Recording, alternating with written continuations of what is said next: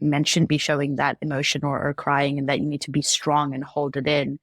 Whereas it's actually the opposite, in that leaning into the emotions is courage. And that's something, we'll get into. Um, but it's interesting how that has become so conditioned and follows us now into our adult life, and how we navigate every situation is that we keep it in, we keep it bottled in. Um, Mm. yeah, and it just is a neutral thing. Like we just get wrapped up in the story or the judgment of it, rather than it just being like, the sky is blue. Okay. And, Yeah. you know? Yeah.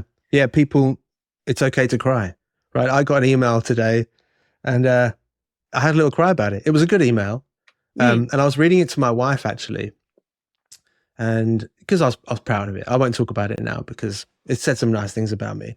Um, but I was reading it to my wife, and I've been working really, really hard to build Anthem and to build Culture Crush. And as a founder, it's a tough old road.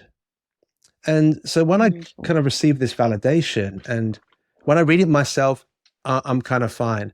But as soon as I read it out loud to somebody else, man, I was choked. And eventually I had to hand her the phone. So I didn't, because I wasn't going to make it.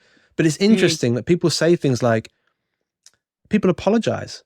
People, like you mhm, said, people say, "Oh, I'm so sorry. I don't want to cry." Like people are like apologizing for that release, which is kind of a strange human dynamic that we're living in. But also, me wanting to hand the phone because I didn't want to cry, right? mm, And I consider myself pretty emotionally intelligent, pretty emotionally astute.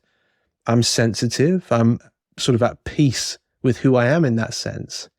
And still, I'd rather hand the mm. phone to my wife than to shed a couple of Yeah. tears for myself.